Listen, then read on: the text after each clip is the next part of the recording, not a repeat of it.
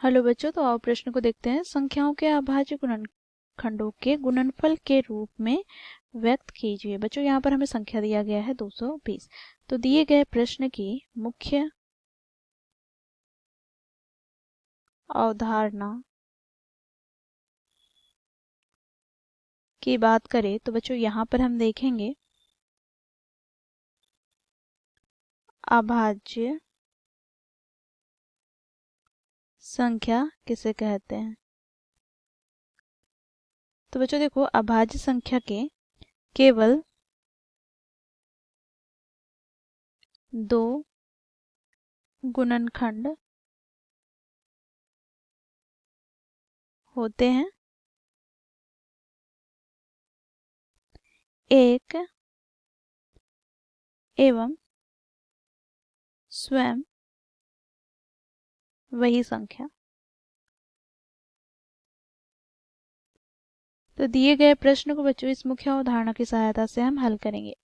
बच्चों देखो, प्रश्न में हमें क्या करना है, 420 को हमें अभाज्य गुणनखंडों के गुणनफल के रूप में लिखना है। तो बच्चों इसके लिए हमें क्या करना होगा, 420 का अभाज्य गुणनखंड करना होगा।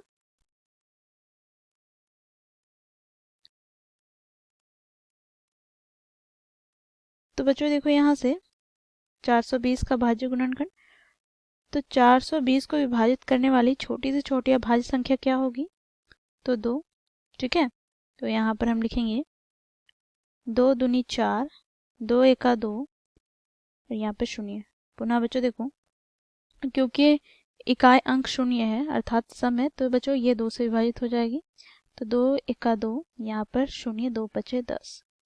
अब बच्चों देखो, यहाँ पर क्योंकि इकाई अंक कितना है, 5, और बच्चों हम यहाँ पर अंकों को योग करते हैं तो 6 आएगा, और जब 6 आ गया तो ये 3 से विभाजित हो जाएगी। तो यहाँ पे 3 तिया 9 और यहाँ पर 1, तो 3 पचे 15। अब बच्चों देखो, यहाँ पर अब हम इकाई का अंक देखें तो ये 5 है, अर्थात बच्चों ये 5 से विभाजित हो जाएगा, तो 5 सते 35। अब बच्चों देखो, इसे हम 7 से विभाजित करते हैं तो 7 एका 7। तो यहाँ से बच्चों देखो, 420 का भाज्य गुणनखंड इस प्रकार हमें प्राप्त हुआ। अब बच्चों इसे हमें अभाज्य गुणनखंडों के गुणनफल के रूप में व्यक्त करना है।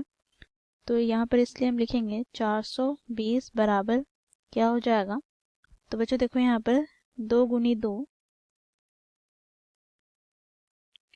गुना में क्या है, तो 3, फिर गुना में क्या है, तो 5 गुना 7 गुना 1।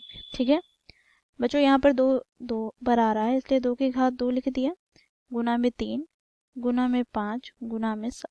तो इस प्रकार बच्चों 420 को हम लोगों ने अभाज्य गुणनखंडों के गुणनफल के रूप में व्यक्त किया है। आशा करती हूँ आप लोगों को यह प्रश्न समझ में आया होगा। धन्यवाद।